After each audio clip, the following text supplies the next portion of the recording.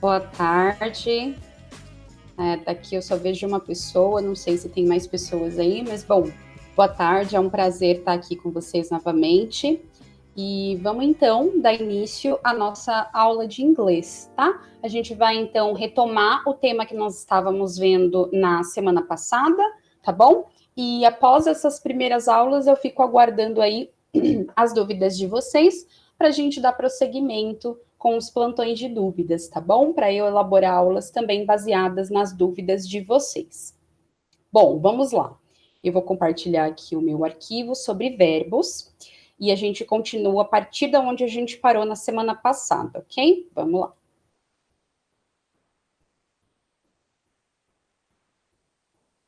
Certo. Bom, para quem estava, então, na aula anterior, para quem assistiu a aula da semana passada sobre inglês, nós nós começamos, aliás, a falar sobre verbos, né? Auxiliares, modais e também ordinários, né? A gente escolhi separar nessas três categorias para vocês, categorias didáticas, que fica mais fácil da gente entender como usá-los.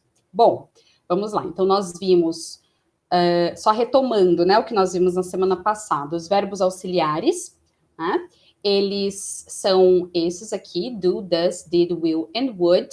Na plataforma, vocês já têm material sobre esses quatro primeiros aqui, o do, does, o did e o will, sendo que o would eu expliquei na semana passada, bem tranquilo da gente entender, né? Então, vocês têm na plataforma maiores explicações sobre o uso desses quatro primeiros verbos auxiliares aqui, que é um tema bem tranquilo, não é nada difícil, algo que vocês vão entender claramente. Na semana passada também eu dei umas pinceladas a respeito do uso deles, né, o uso desses verbos auxiliares com os exemplos. Também expliquei que esses verbos, o do, does e o did, além de verbos auxiliares, que são aqueles que auxiliam o verbo principal, dando a ele a sua temporalidade, também são verbos de ação, né? Que têm o significado, podem ser traduzidos como o verbo fazer, né? Sendo o do e o does a forma do verbo fazer para o presente, né? O do para I, you, we and they, né? Eu, você, vocês, nós, eles, elas. E o does para he, she, it, né? Somente para a terceira pessoa do singular no presente. E o did seria, então, a forma do verbo fazer no passado para todos os pronomes, né? Fiz, fez, fizeram, fizemos, etc, né? Ok, aí nós vimos alguns exemplos disso também. Certo. E aí nós temos aqui alguns exercícios que são exercícios da apostila de vocês, e que para que vocês não são exercícios difíceis, são bem tranquilos, mas que para vocês consigam fazer é importante que vocês tenham estudado aquele material inicial, né, que eu recomendei que vocês procurassem ver, que vocês estudassem, né, que são os materiais sobre os verbos, os tempos verbais simples, né, o simple present, simple past, simple future, que já estão na plataforma. Então vamos lá. Vamos responder esses exercícios aqui juntos, né? Esses exercícios são tirados da apostila de vocês, então vocês podem verificar na apostila por esses números, né? Os números dos exercícios aqui. Então vamos começar. Rapidamente aqui respondendo essas quatro questões, para vocês verem o uso desses conteúdos na prática, né? Então, o exercício 104. The little boy, alguma coisa aqui, the picture of a cow at school yesterday. Então, vamos traduzir, né? O garotinho, algum verbo aqui que com certeza pelas opções de resposta é o verbo desenhar, a imagem de uma vaca na escola ontem. Então, como temos o ontem, a gente sabe que o nosso verbo tem que estar no passado, né? Então, o garotinho desenhou a imagem de uma vaca na escola ontem, certo? Qual é a forma do verbo desenhar no passado? A gente sabe aqui que draw é o verbo desenhar. Então, vamos ver as opções. O garotinho desenha a imagem ontem? Não, não pode ser desenha, né? Até porque, no caso, seria o draws, né? Então, a letra A não está certa, né? Ela está incorreta, porque falta o S. Se a sentença estivesse no presente, teria que ser o draws, mas ela não está no presente, ela está no passado. Então, A não funcionaria de forma alguma, a B funcionaria se estivesse no presente, mas como está no passado, a gente já exclui essa possibilidade. Drawn é a forma passado particípio desse verbo, né? Também não é o caso, né? Os verbos no particípio nós vamos entender direitinho quando, como, quem são eles, né? Quais são eles, quando nós usamos e como nós usamos. Então não chegamos lá ainda. Então esse exercício não é um exercício que vocês precisariam utilizar o verbo no passado particípio. Essa forma do verbo draw, desenhar em inglês. Então a gente também exclui essa possibilidade. Até porque na nossa frase, nós temos a palavrinha yesterday, que é ontem. Então, quando a nossa frase tem o yesterday, isso significa que ela está no simple past, né? Aquele exercício, aquele conteúdo que já está na plataforma para vocês. Então, quem verificou lá, viu que quando a gente está pensando em simple past, a gente usa o yesterday. E ele é um sinal de que nós estamos pensando aqui no simple past, no passado simples. E aí a gente verificaria também que a forma correta do verbo desenhar no passado, no caso desenhou, é essa aqui, drew, né? A letra D é um verbo irregular, como vocês vão ver lá bem explicadinho no conteúdo que está na plataforma, né? Então, o garotinho desenhou a imagem de uma vaca na escola ontem, tá? Então, desenhou, a letra D seria a forma correta. E por que não drawing? Porque drawing é a forma gerúndio ou presente particípio do verbo, né? Que nesse caso, vamos pensar ela como presente particípio. O garotinho desenhando a imagem de uma vaca na escola ontem. Não faz sentido, não poderia ser desenhando. Então, drew é a nossa forma correta, ok? Vamos para 106. The maid fell down and, algum verbo aqui, all the dishes, né? Olha só, a empregada caiu e todos os pratos. Pelas possibilidades aqui, quebrou, né? O verbo quebrar. A gente sabe que o verbo quebrar em inglês é break, né? Break. Então vamos lá. Vamos ver as nossas opções, né? A empregada caiu e tinha quebrado, né? A gente tem o passado, o past perfect aqui, né? Que é a forma do verbo have no passado e o nosso verbo principal, sendo o had o nosso verbo auxiliar, e o broken, o nosso verbo principal no passado particípio, né?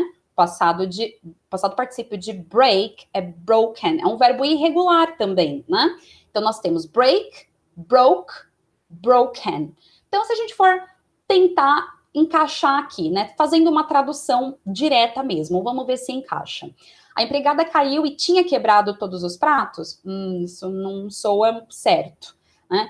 A empregada caiu, né? O fell down, fell é o passado de fall, né? Então, caiu, né? Tá no passado. Então, a empregada caiu e quebra todos os pratos? Também não soa muito certo.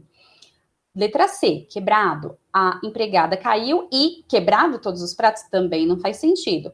A D, a gente sabe que não pode ser, porque a gente sabe que quando a terceira pessoa do singular conjuga um verbo no presente, né? No caso, ó, the maid, né? A empregada. O pronome que a gente pode usar aqui para substituir the maid é she, né? Ela. Então, ela que caiu e quebra todos os pratos, não soa certo. E se fosse no presente, né? Se fosse cai e quebra todos os pratos, teria que ser breaks, né? She falls down and breaks all the dishes. Então, se fosse no presente, teria que ter um S. Então, a gente também exclui a letra D, que não está certa. Só sobra a E, que é a resposta correta. Então, a empregada caiu e quebrou todos os pratos, ok? Broke, passado de break, né? Verbo irregular. Muito bom, vamos ver mais um exemplo aqui. He's reading the Times today, but on Fridays the Observer. Então vamos traduzir. Ele está lendo o Times hoje, mas nas sextas-feiras, né? Nas sextas, ele lê o Observer, né? Outro jornal. Ele está lendo hoje esse jornal, mas nas sextas ele lê outro jornal. Ok. A gente sabe já que o verbo aqui é ler, né? Ele lê. The Observer. Muito bem. Qual é o verbo? Como é o verbo ler em inglês? Read, né? Nós temos aqui, ó, todas as opções possíveis de read. Certo? Vamos ver qual se encaixa aqui, né? Na sexta-feira, ele estava lendo o Observer? Não, ele está lendo Times hoje, mas nas sextas ele lê, não estava lendo, né? Está lendo, nas sextas ele está lendo o Observer? Também não faz sentido. Nas sextas-feiras ele lê, olha a opção de ler aqui. He reads the Observer, né? Seguindo aí as regrinhas que a gente aprendeu no Simple Present Tense, né? O terceira pessoa do singular, né? No caso, he, conjugando aí um verbo no presente, reads, né? He reads the Observer. Então, essa seria a opção correta, a letra C. Por que as outras duas estão erradas? Vamos tentar vamos traduzindo e encaixando aqui, ó. Ele está lendo Times hoje, mas nas sextas ele tinha lido Observer? Não, a gente está pensando numa rotina, né? A gente está pensando em algo que ele sempre faz. Toda sexta-feira ele lê este jornal aqui. Por isso tem que ser a opção Simple Present. Quem viu lá o arquivo sobre o Simple Present se lembra que o Simple Present é aquele tempo verbal que a gente usa para falar de rotina, né? Entre outras coisas, de rotina, coisas que acontecem com frequência, ações repetidas no presente, né? E a letra E não pode ser, porque olha só, read, quem está conjugando o verbo é terceira pessoa do singular no presente, portanto, tem que ter o S, reads, ok? E para a gente terminar, então, essa primeira rodada de exercícios aqui, vamos ler essa aqui, ó. My wife learned to play bridge. Aqui é a primeira fala. Aí tem a resposta. How nice. We... Alguma coisa. Vamos traduzir. Minha esposa aprendeu a jogar bridge. E a resposta é, que legal. Nós... E aí tem o restante. Tem uma frase aqui para completar. Bom, todas elas são variações erradas da seguinte sentença. Nós, frequentemente, jogamos esse jogo também. Tá? Então, essa seria a resposta. Vamos ver as opções que nós temos. We play often that game too. Ó, jogamos frequentemente esse jogo também. Não pode ser A, porque quem viu o arquivinho sobre Simple Present, né, o que está lá na plataforma, e um pouco do que nós vimos inicialmente na aula passada, nós sabemos, lá no arquivo, né, da plataforma, sobre Simple Present, tem lá a explicação de que o Simple Present, ele geralmente vem acompanhado de algumas expressões de tempo, alguns advérbios de frequência, bem como o yesterday, que nós vimos aqui, é uma palavra, uma expressão de tempo que está atrelada ao Simple Past, ao passado simples. O often é um advérbio de frequência, ou seja, uma palavra de frequência que está atrelada ao Simple Present, né? Está atrelada ao presente simples. E quem viu lá sabe que nós temos uma regra de colocação, ou seja, em que ponto, em que lugar, né, da frase o nosso advérbio de frequência deve ir no inglês, né? E o advérbio de frequência, que nesse caso aqui nosso é o often, né, frequentemente, ele tem que vir entre o sujeito, we, nós, e o verbo, play, né, jogar. Então, o que acontece? Na letra A posição, a colocação está incorreta. Então, a gente exclui a letra A. Não pode ser essa opção. Vamos para B. We often play that game too. Tá certo. Nós, frequentemente, jogamos esse jogo também. Ok? Certo, então a gente já sabe que a opção correta é a B. E vamos entender por que não pode ser as outras, né? A A nós já entendemos por que não pode ser. O often tá no lugar errado, né? O often tem que estar aqui, ó, entre o we e o play. Vamos entender por que as outras estão erradas, ó. We also that game play often. Tá tudo fora de lugar, né? Nós também, esse jogo, jogamos frequentemente. Não faz sentido. Corta essa aqui, tá errada. A D. We play also that game often. Bom, duas coisas erradas. O often tá fora do lugar, tá no final, não poderia. Teria que estar entre o sujeito e o verbo. E outra palavrinha aqui entrou, né? O also, que é a palavra também, né? Nós temos 3 formas de falar a palavra também, né? Tem 3 traduções para a palavra também em inglês, que é o to, né? Esse aqui, que sempre vem no final, portanto, na letra B, ele tá no lugar certo, né? Ele sempre tem que estar no final. Coisa que a gente já entende aqui, que a E tá errada, porque, ó, o to tá no lugar errado, o often também tá no lugar errado, né? O to teria que estar no final, o often antes do play. Ok, então já cortamos a E também. E no caso da D, nós tivemos o also, né? Então nós temos to, also e as well, as três formas do também em inglês. To, also e as well, que são duas palavrinhas, né, que também vão no final, da mesma forma que o to, né? Essa terceira forma do também não está aqui, mas vocês com certeza verão aí nos textos que vocês vão ler, etc. Então nós temos aí na D a palavra also, que foi acrescentada aqui, mas também no lugar errado. O also, ele sempre tem que estar antes do verbo, tá? Ele sempre tem que estar antes do verbo. Então, nós temos aqui o also, já está fora do lugar, a colocação está errada, já corta essa, está incorreta. Ok? Certo. Então, vamos responder a 112 e a 113, tá? Questões da Mackenzie e da Fovest. Olha só. Will you see her when she... Né? Você verá ela, ou haverá, né? O verá ela é a nossa tradução coloquial, né? Mas o correto seria você a verá quando ela... as opções de verbo que nós temos aqui é o arrive, né? Ó, variações do verbo arrive, que significa chegar. Então, vamos traduzir completo aqui, né? Você a verá quando ela chegar. Qual é a forma do arrive, do chegar, que a gente deveria colocar aqui? Né? Vamos lá. Arrived, você haverá, é uma pergunta, né? Você haverá quando ela chegou? Não, não faz sentido. Então, exclui a letra A. Does arrives, did arrive. Bom, a gente sabe que a B e a C estão incorretas, né? Por que elas estão incorretas? Porque segundo o que a gente já viu, né, segundo o que a gente já aprendeu, tanto pela pincelada que eu dei lá na aula passada, quanto pelo material que vocês têm lá, né, da plataforma, o does, né, ou did, os verbos auxiliares, eles só vêm junto com a nossa... Eles só vêm junto com o nosso verbo principal, que no caso aqui é o arrive, em alguns contextos, que é na interrogativa, né? Seria na interrogativa, mas se for na interrogativa, tem que ter um sujeito aqui, né? Does she arrive? Does he arrive, né? Não pode ser aqui, né? Não pode ser nesse ponto aqui, né? Até porque ó, a opção não traz um sujeito entre o verbo auxiliar e o verbo principal. Mesma coisa na C. A outra circunstância em que nós usamos um verbo principal junto com um verbo auxiliar é nas negativas, certo?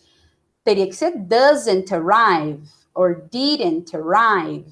Também não são as opções e também mesmo que fossem, elas não fariam sentido aqui, tá? Lembrando que ó, a forma base do verbo é arrive. Vocês também têm lá no arquivo uma listinha de verbos, né, para vocês darem uma praticada. Conhecerem verbos, né, expandirem o vocabulário de vocês aí.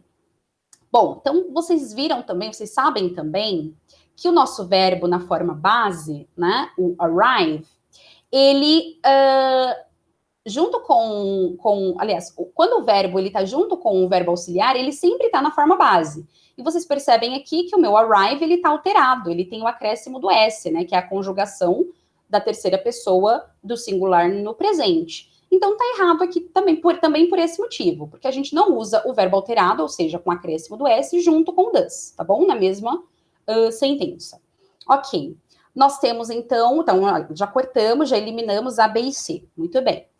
Vamos então para D. When she arrive. Não pode ser when she arrive, justamente pela regra do acréscimo do S, né? Quando terceira pessoa do singular, no presente, conjuga um verbo, a gente tem que acrescentar o S, né? Geralmente é o... Não, aliás, é o S, né? Dependendo do verbo, a gente tem algumas regrinhas para esse acréscimo do S. Mas, de modo geral, é o acréscimo do S, certo? Então, não pode ser a D. Só sobra a letra E, que é a alternativa correta. Então, você haverá quando ela chegar? Will you see her when she arrives? E aí você pode me perguntar, mas como assim é o arrives, né? A forma presente do verbo? Sendo que essa minha pergunta tem o auxiliar will, né? Mas perceba que o will aqui, né? Que é o nosso verbo auxiliar do futuro, do simple future, ele implica sobre o próximo verbo que vem, né? Ou sobre o primeiro verbo da sentença, depois dele, que é o verbo see, né? Ver. Então, ele implica sobre este verbo, tá? não sobre os demais verbos. E nesse caso aqui, when she arrives, quando ela chegar, não é só a continuação da frase, o complemento da frase aqui. Não faz necessário usar nenhum outro verbo auxiliar, tudo bem? E a nossa última aqui, a 113 da FUVEST, nós temos 2 lacunas para preencher. Então, I, alguma coisa aqui, you, as soon as my work, mais alguma coisa. Vamos traduzir. Eu, as opções são, né, ligar, terminar, né? Eu, provavelmente, eu te ligarei assim que, as soon as, essa expressão, assim que meu trabalho estiver terminado. Tá? Então, essa seria a tradução, né, completa dessa frase, preenchendo as lacunas, né? Eu te ligarei assim que o meu trabalho estiver terminado. Muito bem, vamos então tentar traduzir as opções aí. Ó. A letra A, nós temos o te ligarei, né? Ou ligarei para você. Eu, se eu colocar will call, ligarei para você as soon as my work is finished, estiver terminado. Pronto, a resposta correta é a A, né? I will call you as soon as my work is finished, né? Vou te ligar, ou vou ligar para você assim que meu trabalho estiver terminado. Muito bem, então já sabemos que a A, né, ela cabe direitinho aqui. Vamos ver as outras opções. Eu called. Called é o passado de call, né? Que é ligar. É um verbo regular, ou seja, acréscimo do ed apenas, né? Eu liguei para você assim que meu trabalho terminará. Não faz sentido, não pode ser a B. Eu estava ligando para você assim que o meu trabalho estiver terminado. É a C, né? Não pode ser também, não faz sentido. A D, tinha ligado, né? Eu tinha ligado para você assim que o meu trabalho termina. Também não faz sentido nenhum essa sentença. E a letra E, eu tenho ligado para você assim que meu trabalho termina, e ainda não termina errado, né? Porque work finishes, né? It finishes. Então, aqui é a regrinha do simple present. Work finishes, right? Ou is finished, né? Seriam as opções aí. Então, não faz sentido. A E também não faz sentido. Então, a gente tentando encaixar as outras opções, nenhuma cabe corretamente aqui. Somente a letra A se encaixa direitinho nessas lacunas. Muito bom. Vamos, então... Bom, já que já respondemos esses primeiros exercícios aqui, vamos para o verbo have, que nós vimos na semana passada, né? Então, só pincelando novamente, o verbo have é o verbo ter, né? Possuir. I have a car, eu tenho um carro. I have a house, eu tenho uma casa. I have a pen, eu tenho uma caneta. She has a book, né? Ela tem um livro. E assim por diante, né? Lembrando que o have é a forma para o I, you, we and they, né? O has, claro, né, pensando aí no presente, o has é a forma do he, she, it, também no presente, e o had é a forma do passado para todo mundo, para todos os pronomes, ok? O tinha, eu tinha, você tinha, ela tinha, nós tínhamos, eles tinham, vocês tinham, etc, ok? Muito bem, então o have é o verbo de posse, né, sentido de posse, o ter, mas também pode ser um verbo auxiliar dos tempos verbais perfeitos, que são um pouquinho complexos e é algo que nós vamos ter uma aula só para falar deles, ok? Eu trago aqui para vocês, para dar essa perspectiva para vocês sobre esse assunto, mas é algo que nós vamos ver com mais vagar no futuro, numa próxima aula. Muito bem, então nós usamos o verbo auxiliar, aliás, o verbo have também como um verbo auxiliar, no caso do present perfect, past perfect e o future perfect também, que nós vamos ver. Ok? Então, vamos tentar responder essas questões. Realmente, são questões que são um pouco difíceis para quem não tem nem zero conhecimento de inglês, para quem tem zero conhecimento de inglês, ou para quem tem pouco conhecimento de inglês e não sabe lidar bem aí com com present perfect, que é um tempo verbal meio complicadinho mesmo. Essas questões, então, elas podem ser bem difíceis, bem estranhas, até pelo fato, para quem não tem esse conhecimento ainda, até pelo fato de que nós não tivemos essa aula de present perfect ainda, né? Mas vamos lá, vamos tentar responder com base nisso aqui, com base nesse conteúdo explicativo do slide anterior. Vamos ver, ó. John, accompanied by his fellows. alguma coisa just arrived, né? Então, assim, John, né, é ele, terceira pessoa do singular. Então, a gente sabe que é he, né? Poderíamos substituir por he. Percebemos que a nossa sentença aqui, apesar do arrived, né, do nosso verbo chegar, né, estar no passado particípio, a forma correta do verbo have, por conta do nosso sujeito, é has, né? Has, conforme vocês veem aqui. Não, she has, né? Então seria he has também. Então, John, acompanhado pelos seus amigos, seus parceiros, acabou de chegar. Essa é a ideia do just arrived, né? Então, pelo fato do nosso sujeito aqui ser ele, terceira pessoa do singular, não poderia ser have, não é was, porque nós temos aqui uma estrutura, né, do present perfect, do just arrived. Não poderia ser were, porque were é a forma passada do verbo to be somente para you, we and they, né? Então, já corta essa também, não é o are, né? Are just arrived, não poderia ser de forma alguma, até porque a forma do to be para a terceira pessoa é o is, né? Então, a gente corta todas essas opções aqui, porque elas, por conta, né, se você entender essa questão, né, do como que o sujeito, como que o pronome conjuga o verbo, você já consegue eliminar todas as opções aqui, com exceção da opção correta, que é a B, né? Então, John, accompanied by his fellows, has just arrived, ok? Muito bem. Vamos ver mais uma aqui relacionada ao verbo have. Então, a sentença que é pedida aqui é a seguinte, em português seria a pergunta, né? Ele ainda não encontrou o relógio, né? O his aqui é o seu relógio, o relógio dele, né, no caso. Ele ainda não encontrou o seu relógio? E o que complica aqui um pouquinho é esse verbo, essa palavrinha, né? Na verdade, não é um verbo, é uma palavrinha aqui, um advérbio, que é o yet, né? O yet, essa palavrinha, ela é complexa, porque ela tem diferentes usos, dependendo do seu contexto.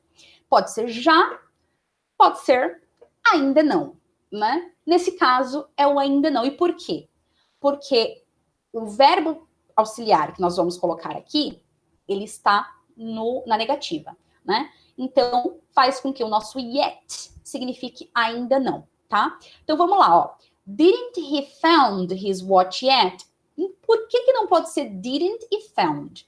Primeiro, vocês teriam que entender que o verbo que a gente quer aqui é o verbo encontrar, que a gente traduz em inglês como find. Find é encontrar ou achar, né? É um verbo irregular, cujo passado é found, né? E aí, segundo as regras do simple past, não é o simple past o verbo, o tempo verbal que nós precisamos utilizar nessa lacuna aqui. Mas supondo que fosse, a letra A já está errada. Por quê? A gente não pode usar o did e o verbo modificado na mesma sentença. Ou teria que ser didn't he find, ok? Didn't he find. Mas não é o caso aqui também. Por quê, gente? Porque quando a gente... O yet, ele tem várias situações em que ele pode ser usado. Mas ele é um indicador do present perfect. Né? Ele, como outras palavras, como o since, o just, né?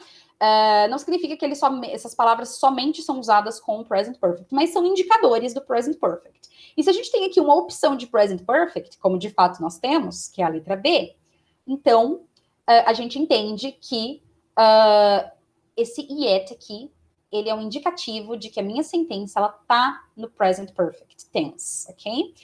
Bom, nós temos aqui a opção hasn't he found, e aí sim, found pode ter o hasn't e o found na mesma sentença. Por quê? Porque quando nós estamos pensando numa estrutura de present perfect, né? Esse tempo verbal mais complicadinho mesmo. Pensando nessa estrutura do present perfect, nós sabemos que o present perfect ele é formado pelo verbo have ou has, se o meu sujeito for terceira pessoa do singular, que é o he, né? E junto com o meu verbo principal, que tem que estar necessariamente no passado particípio, que é o found, ok? Find, found, found. As três formas do verbo find. Então, a resposta correta é a B. Talvez não fique tão claro, para quem não tem, né, essa clareza sobre o present perfect ainda, não fique tão claro essa questão aqui. Mas ela ficará, e a gente tenta voltar nessa questão quando a gente tiver uma aula só sobre tempos verbais perfeitos com foco no present perfect, ok? Vai fazer mais sentido, com certeza. Todas as peças se encaixarão. Mas vamos entender por que as outras não podem ser também, né? Doesn't he find his watch yet? Olha, poderia ser, né? A questão é que nós temos o yet aqui. Como eu disse, ele é um indicativo de present perfect, né? Outra opção aqui, don't he find ou do he finds, também não podem ser. Porque é do, né? Quem viu o arquivo lá sobre simple present sabe que a gente não pode usar o do com o meu sujeito he, né? O his aqui é o dele, né? E a gente entende, ele é um adjetivo de posse atrelado ao pronome he, né? A gente ainda não viu muito sobre os pronomes também, mas a gente vai ver isso. É um assunto não tão urgente, né? Porque pronomes é uma temática fácil que a gente acaba até assimilando, entendendo na medida que a gente está lendo um texto, né? Então a gente foca aqui nos assuntos mais complexos inicialmente, tá? Então não pode ser a D e a E por conta do do. A gente não mistura do com he, nunca. Ok? Muito bem. Certo. Então, na aula passada também nós começamos a falar sobre os verbos modais. Esses são bem importantes, são bem utilizados aí nas provas. Bom, então nós temos o can, o could, o may, o might, o should e o must, né? Vamos ver cada um deles. Então, só lembrando que eles têm uma tradução, é diferente do do, does, did, o will, né, e o would, que estão ali só para auxiliar, né, para dar a temporalidade ao verbo principal. Então, é diferente, né? Então, é uma categoria de verbos que tem um comportamento semelhante, mas esses aqui têm uma tradução intrínseca, e a gente vai ver quais traduções são essas. E eles possuem regras próprias que não se aplicam aos demais verbos. Vamos lá. Semana passada a gente já viu sobre o can, então vou passar bem rapidinho aqui, né? Eu trouxe aqui, eu acrescentei as traduções aqui que a gente não tinha, né? Na aula passada. Então, as possibilidades do uso do can, né? Saber, capacidade, habilidade, pedido de permissão, a negativa de uma permissão, possibilidades, impossibilidades, oferecer ajuda e pedir ajuda. E aí, esse exercício aqui, né? No contexto do quadrinho, né, o que o menino pede aqui, né? No contexto do quadrinho, né? Qual o sentido do can aqui? Sabendo que o can pode indicar várias coisas, o que ele indica aqui? Né? O pedido. Tá? Então, can we read tweets? Né? Nós podemos ler tweets? Então, é um pedido. A letra C seria a ideia que o termo can indica nesse contexto. Bem simples, né? Bem tranquilinho isso aqui. O could, como nós vimos, ele pode ser usado como passado de can, para deixar uma pergunta com um tom mais formal, para indicar que é uma ação no futuro do pretérito, e para fazer uma sugestão, fazer com que uma sugestão soe menos direta. Tudo isso aqui vai estar essa semana ainda lá na plataforma e vocês vão poder revisar com mais calma. Um ponto que eu chamei a atenção para vocês na semana passada é isso aqui. A palavrinha can, ela só tem forma presente ou a sua forma passado, que é o could, que nós vimos aqui. Agora, no futuro, nós não podemos usar o will can, né? A gente não, como nós vimos já, né? Eu vou reforçar isso mais para frente. Nós não misturamos dois verbos auxiliares. Will é verbo auxiliar, can é verbo auxiliar. Não pode colocar o will can. O condicional, lembra do would, que representa a condicional, né? Também não pode, a gente não tem o would can. Também não pode, tá errado. Então, a gente vai ter isso aqui, ó. Will be able to, or would be able to, que é a minha forma futuro para representar o can, e a minha forma condicional para representar o can, tá bom? Então, se eu quero usar o sentido de can no futuro, eu vou usar will be able. I will be able to travel after quarantine. E se eu quero usar o sentido de can, né, o termo can, só que né, na forma condicional, vai ser would be able to. Por exemplo, I would be able to drive if I had money to pay for drive classes, né? Então, aqui, ó. Eu poderei, conseguirei, serei capaz de viajar depois da quarentena. Eu poderia, conseguiria dirigir se eu tivesse dinheiro para pagar por aulas de direção. Tudo bem? Certo. O may e o might, nós paramos justamente nesse ponto. Vamos revisar isso aqui e avançar mais um pouco. Então, o may e o might, né, eles vão ser usados da seguinte forma.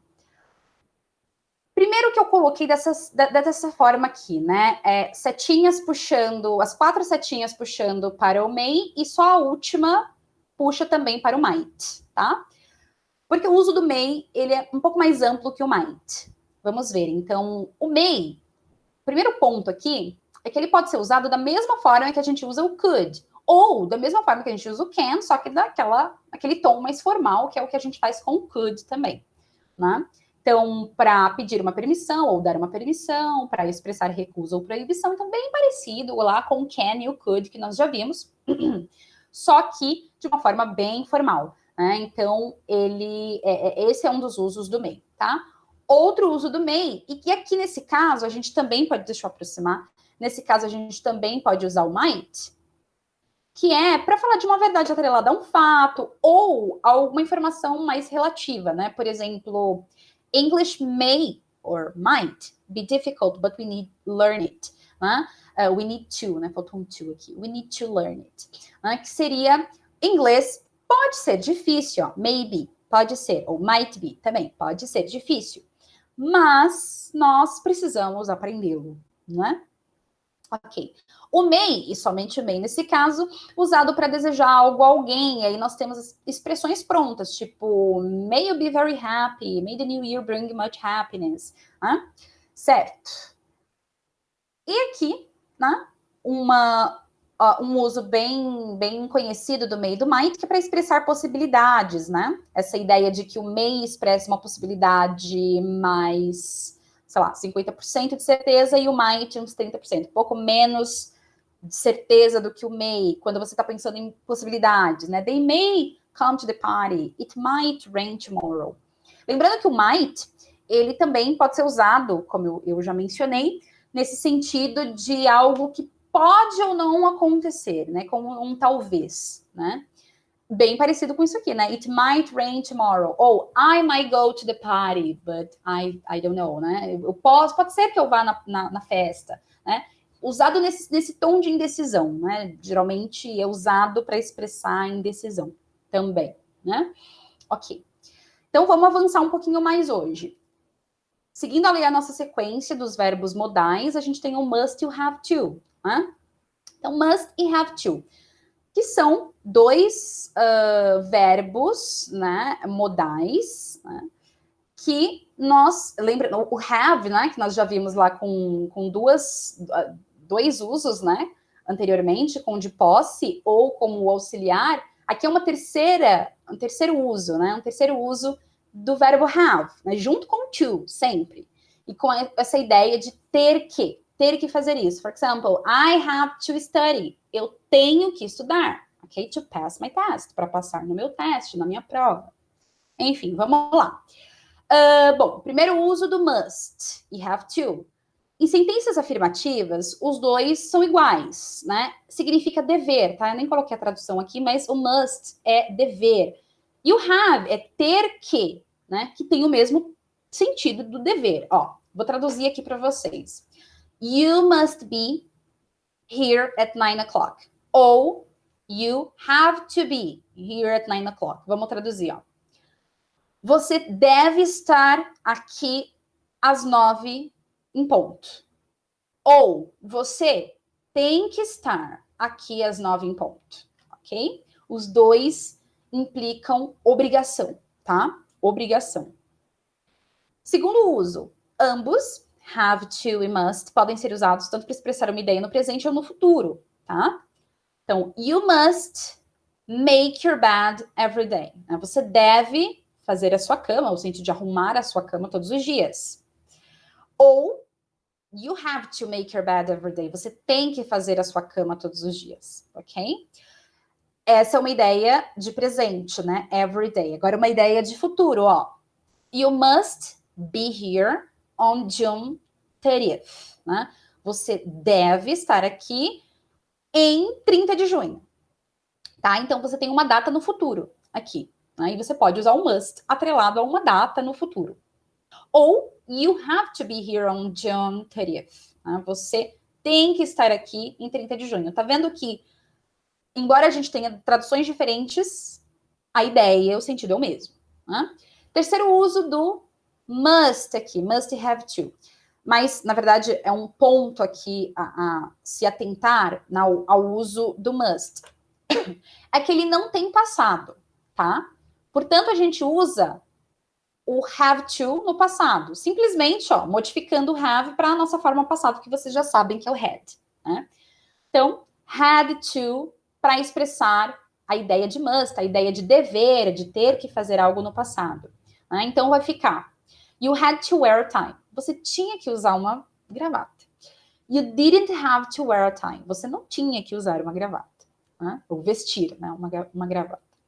We had to stay there for a while. Nós tínhamos que ficar lá por um tempo, ok? Muito bem. E o quarto uso, né, quer dizer, quarto ponto a prestar atenção aqui com relação ao must have to é que nas sentenças negativas, eles não são iguais. Lembra que nas sentenças afirmativas, eles são iguais. Nas negativas, eles são diferentes, tá? Exemplo. You must not do this. Você não deve fazer isso. Must not. É uma proibição enfática. Ao passo que se eu disser you don't have to do this, ok? Você não tem que fazer isso, é uma opção, ok? Você não tem que fazer. Não é uma proibição. Aqui eu digo que você não tem que fazer, mas você pode se você quiser, tá bom? Então é opcional. A gente já vai ver mais uma comparação disso aqui. Perceba que nesse caso aqui, nós podemos, né, quando o have to está sendo usado nesse sentido de must, nós podemos, então, usar o don't, né, o do e o have.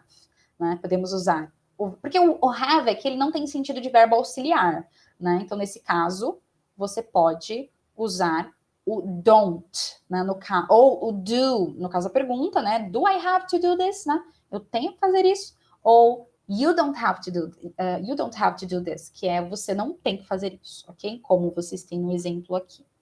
Ok. Vamos ver mais um exemplo aqui, mais uma comparação desses dois.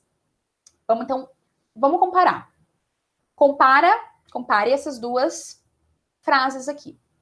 Olha só. He must be here at 10 o'clock tomorrow. The rest of you don't have to be here before 11. Né? Lembrando que no lugar do must, eu poderia ter colocado has to. He has to be here. Tá? Ele tem que estar aqui. Ele deve estar aqui. Tá?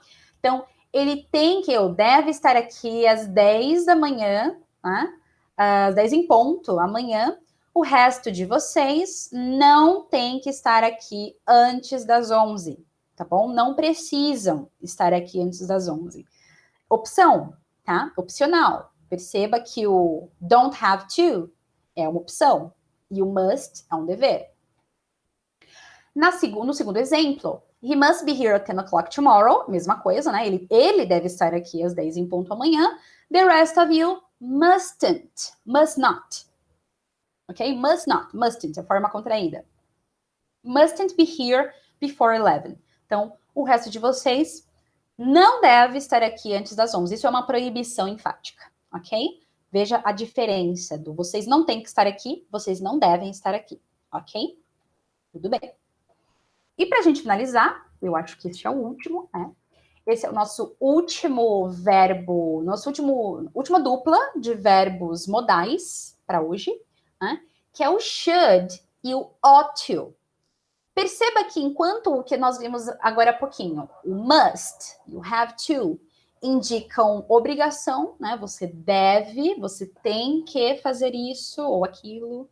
O should e o ought to vão ser algo que você deveria. Então, a tradução de should e ought to é literalmente deveria, né? Então, perceba que quando você usa o must, é quando você não tem alternativas. Você tem que fazer isso. Por exemplo, I must work. Eu devo trabalhar. Não tenho alternativas, tenho que fazer isso. Agora, quando você usa o should, I should work, eu deveria trabalhar, significa que eu tenho alternativas, mas que trabalhar é a opção correta, né? Seria a alternativa, o certo a se fazer, né? Quando eu uso o should, tá? mas significa que eu tenho alternativas. Muito bem.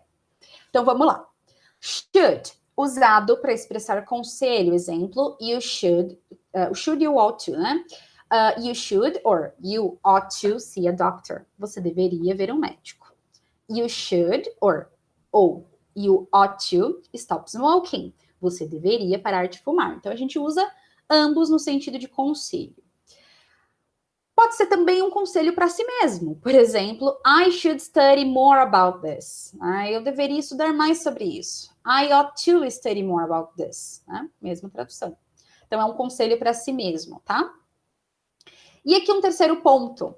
Na verdade, são dois últimos pontos a se enfatizar. Com relação ao should e ought to, é que should costuma ser mais utilizado do que o ought to, tá? Então, isso é meio comum, né? De que a gente usa mais o should do que o ought to, mas não que o Enem não vá, se ele quiser lá, se eles quiserem colocar o ought to para uma sentença, um texto com o ought to também, né? Então, já sabem que é deveria, certo?